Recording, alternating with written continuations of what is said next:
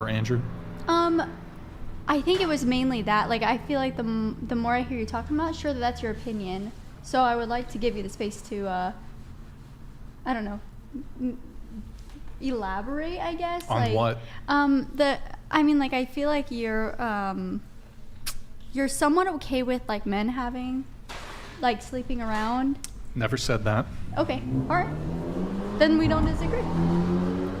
Well, Brian's position is that there's a separation of standard in society. So his claim, which is actually true, we have an awful lot of data and polling to support this, that women view promiscuity in men very differently than how women view promiscuity in the same light, right? So essentially we view it in a different way. Women don't seem to punish men for being promiscuous nearly as much as men tend to punish women for being promiscuous.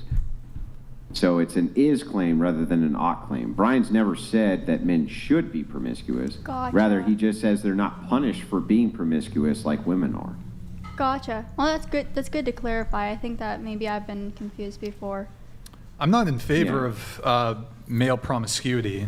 Just I do think there are some differences between men and women. So, yeah. Yeah, Okay, well, gotcha. I mean, and you would agree, right? There's tons of women, for instance, who if a man is still a virgin when they're 25 or 30, might actually see that as a red flag, like there's something wrong with him.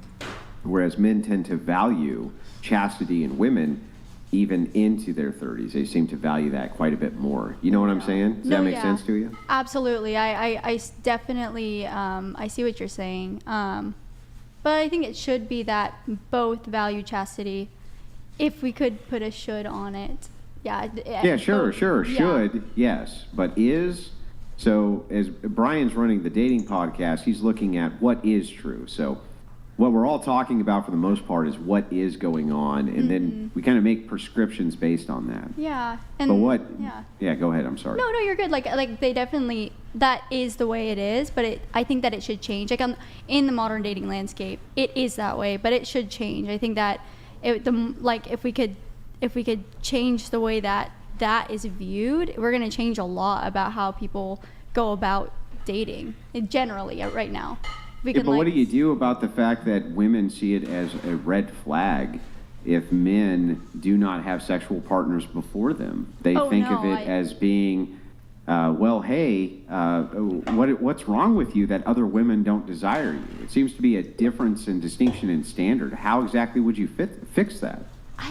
I'm not sure. I don't come from that worldview. So it's hard for me to say that. Like my husband waited for me, and I'm so grateful for that. And it was, Did you wait for him? I made a mistake in my teenage years, and it wasn't, it had a lot of shame put on me.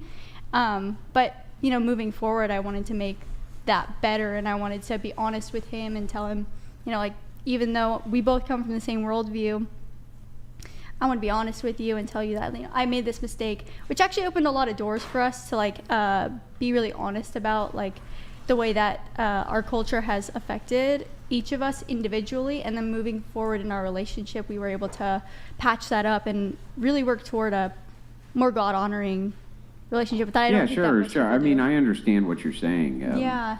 I'm just saying that your worldview is probably more akin to my worldview. I understand that. But if we're looking at a descriptor for what is true in modernity, inside of modern society, you'd have to agree that Brian is kind of correct in this assessment that women seem to value what is considered the promiscuous omega chad, or the guy who gets a ton of women, seems to be desired by just as many women, where the opposite is not true. The woman who sleeps with a lot of men tends to be vilified by what are considered these high-quality men, right? Yeah, and I feel like maybe it's misplaced ideas of like leadership in a relationship. Like I feel like maybe women value leadership, and then obviously in the bedroom as well, they value leadership rather than and I think that's somewhat misplaced because of this. So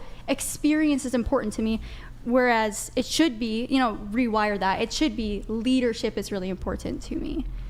If that, Yeah, but how do you map the ought of women should punish men for the promiscuity when they clearly don't seem to think of it as a value? They seem to think that the more desired a man is, the more attracted they are to said man. That seems to almost be intuitive. It's kind of strange in a way. I don't know exactly how you fix that. What do you think you should do to fix it for the ought? I think the only way that you can actually fix that worldview is if you change your moral compass. Because if you... So religion. Yeah, I really believe that religion is the only way to fix that. Yeah. Because Yeah, so I tend to agree, but okay. you do recognize that many women do not follow any sort of religiosity whatsoever. Yeah. But why do you think it is that those women in particular seem to go for those types of men? Why do you think that is? You're saying that women... You're saying that... They don't give a shit. They don't care. So if a guy has, I bagged 100 chicks, they don't see that the same way that men see it. When a woman says, I bagged 100 dudes, men go, oh, God, that's disgusting, right? But women don't seem to see it the same way. Yeah. Yeah, I definitely think that that's an issue. I think that maybe they think, and we're fed these thoughts like, oh, don't even look for someone who's a virgin because you're not going to find it. So don't look. Or they say like, oh, Do you think that so many of these women's claiming that you're an incel, what they do is they say, if you have not had sex before X age, you're an incel. And because of the incel rhetoric, which has gone around, that is why so many women view chastity in men as being some sort of weakness, because they associate it with basement-dwelling psychopath incel. Don't you think that there's a media push towards that? Yeah, a media push? Yeah. Oh, you hit the nail on the head. I definitely think there's a media push toward it, and I think that's an issue, and it definitely needs to change. Is it even bad to be an incel? Or is it even bad to be chaste as a man? It seems like that would be a good quality, but it seems that there's some indoctrination that it somehow makes you a bad person, or you're seen in a vilified light, like, oh, you can't pull women, there must be something wrong with you. Yeah, I think that I've heard the term incel like maybe once or twice, and I think I've only heard like my husband explain to me really what it is when someone would call someone that. Involuntarily celibate. Oh, okay, there you go. What happens is this kind of great conflation. So an involuntarily celibate man is a person who's trying to attract female attention but cannot. Oh, I think that would be... But there are men who choose to become chaste, who they just choose not to. And there's this great conflation that happens where they are put in the category of being involuntarily celibate rather than voluntarily celibate. I think that's where there's a huge disconnect. Yeah, I definitely think that's a disconnect. But I also wonder if it has to do with people, these men actually not seeking it. I think that involuntary celibacy might be, they're genuinely not seeking a relationship. Maybe they don't want to date. They think these like terrible things about women. They don't want to like find a wife because they've maybe had their trust why damaged. would they want to date a chick who's bagged 10, 15 guys? Why would they want to do that? I mean, there's so many what ifs. It seems like a bad idea, right? There's like a lot of what ifs. Like there's not one set answer as to why a guy who is involuntarily celibate would like not get laid. Like there's just so many reasons as to why. Same thing for a woman. Just so many. Yeah, for somebody who's actually involuntarily celibate. But what I'm saying is that there's a conflation which happens, that men who voluntarily choose chastity are vilified as being incels when they actually are not incels. They are choosing this, but they're put in that category because they won't engage in the promiscuity of society. Yeah, it's like the negative connotation to what should be is like this man has been chaste and saving himself for marriage. That's the positive connotation, and the negative would be like, oh, he's an incel.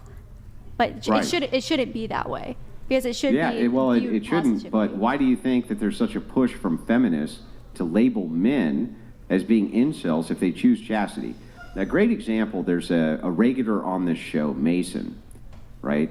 This guy, he looks like a Greek statue, this dude, right? Chiseled out of stone.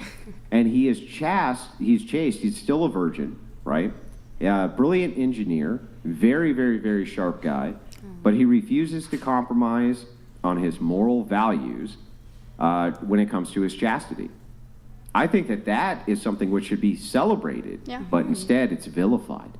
And he is called an incel by multiple women only because he refuses to engage with promiscuity. And yet when I talk to him, he says, men don't really say that to me. It's just women. Women are the ones who say that to me. That's bizarre to me. Why do you think that is? The movement towards sexual sexual liberation in like the 70s. It's like that's the only thing that I could say would actually be that, because that's when women decided we can have sex and we can do whatever we want. Well, is it that, or is it that there's women who are promiscuous and they don't like the fact that it's held up as a mirror to them by chaste men who say, I'm not going to engage in that, and they do everything they can to compromise their moral integrity? Yeah, no, absolutely. But I think it does go back to like feminism and then the sexual liberation in that era, because that's when it like all began, and it definitely needs to change. I don't know if we're going to be able to have that kind of a religious revolution. I would definitely go for it. Let me move Brian things. looks like he's moving on.